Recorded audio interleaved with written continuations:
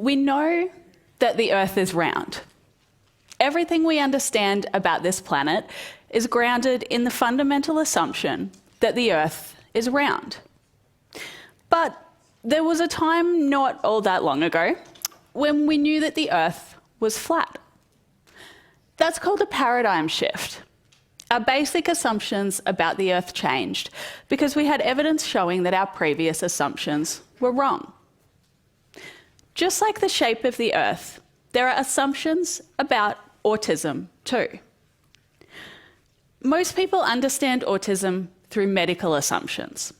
They understand autism as a medical condition, a disorder, even as a tragedy.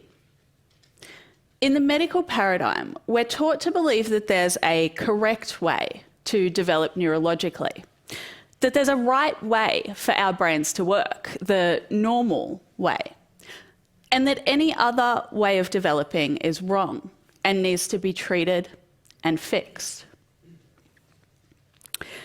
In 2011, when I was 25 years old, I was diagnosed with autism. And it wasn't a tragedy.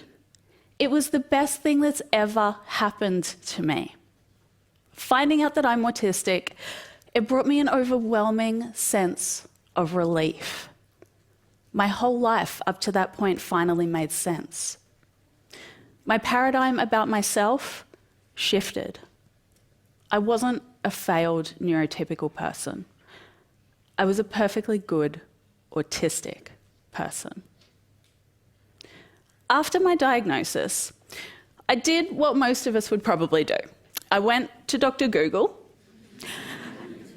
and I started researching autism. Eventually, I upgraded from Dr. Google. I did my PhD in autism, became a doctor myself, and today I'm proud to be one of a growing number of openly autistic people working in autism research. But in those early days, I wasn't running a complex research project. I was just trying to learn more about myself. And learn about myself I did. I was bombarded with information. I was bombarded with information about my deficits. Autism causes deficits in social interaction, deficits in communication, restricted and repetitive behaviours, sensory processing deficits. For me, that information just didn't make sense. Finding out that I'm autistic had completely changed my life for the better. How could something that was so positive for me be such a bad thing? So I went back to Dr. Google, but this time I dug deeper. I started to find information about autism that was written not by researchers or other professionals, but by actual autistic people. I discovered a thing called the neurodiversity paradigm. The neurodiversity paradigm is an alternative way of thinking about autism. It describes autism as a part of the range of natural variation in human neurological development. At its very simplest, autism is a different way of thinking. Just like biodiversity helps to create a healthy and sustainable physical environment, neurodiversity can help to create a healthy and sustainable cognitive environment. According to the neurodiversity paradigm, there are no right or wrong brains. All forms of neurological development are equally valid and equally valuable. And regardless of what type of brain you've got, all people are entitled to full and equal human rights and to be treated with dignity and respect. Now, that sounds a bit like a panacea. I know, treating people with dignity and respect. It just makes sense. You might be surprised then to learn that a pretty common way of reacting to this idea is, I don't know. I mean, it's all right for you, but it doesn't apply to everybody. What about this person? they're really autistic. They're not just different, they're disabled. Well, maybe you can't tell just by looking at me, but I'm disabled too. I'm not disabled by my autism, though. I'm disabled by my environment. This is another paradigm shift. The way that we're used to thinking about disability is based in a model called the medical model of disability. The medical model assumes that disability is an individual problem. It places disability within the disabled person, within me. For example, I really struggle with shopping malls. They're loud, they're brightly lit, they're unpredictable, they're full of people. The medical model would say that I struggle with shopping malls because there's a problem with the way that my brain processes that input, because I'm autistic. But there's another way to think about disability. It's called the social model of disability. In the social model, disability happens when a person's environment doesn't cater for their individual characteristics. In the social model, we don't refer to people with a disability. Disability isn't something that I carry around like luggage. Instead, we use the word disabled as a verb. Disability is something that's being done to me.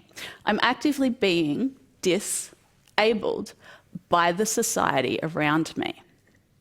When I go to a shopping mall, I don't struggle because there's something wrong with me.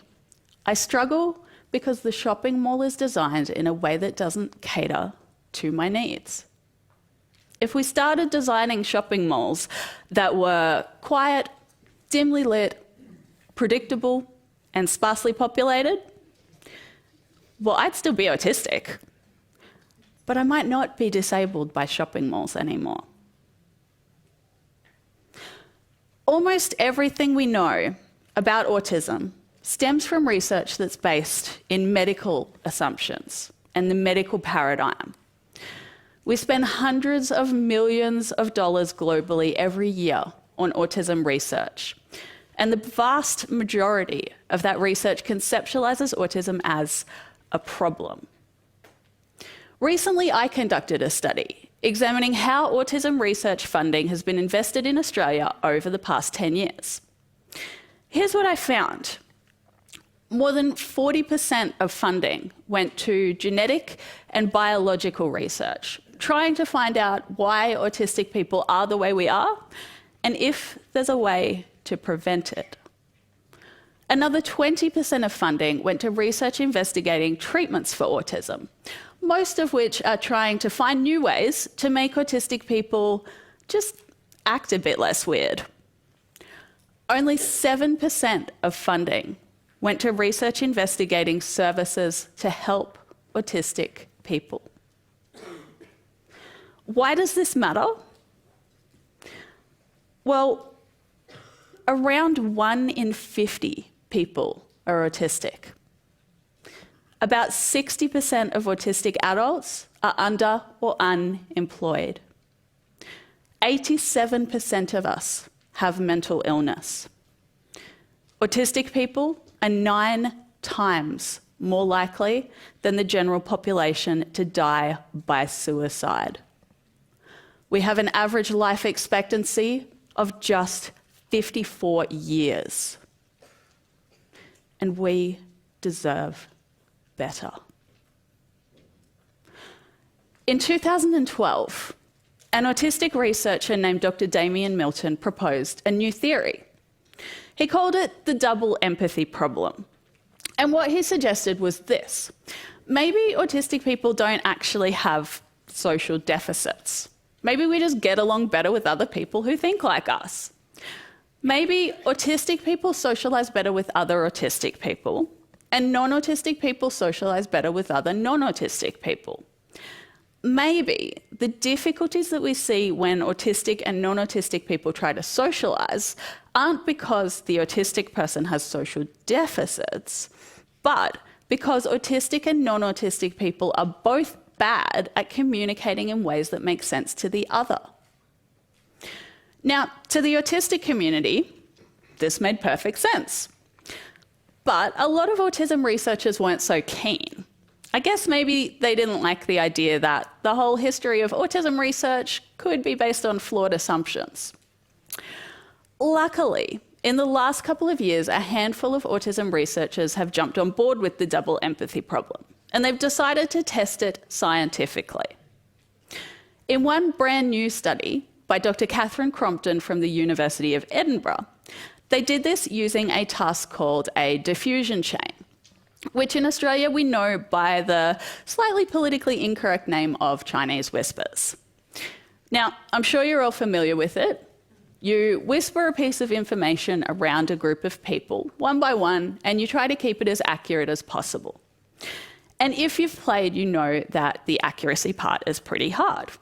The first person will whisper a perfectly innocent sentence like, "Today I need to pay my rent and get new tyres." But by the last person, "Donald Trump is president and the world's on fire."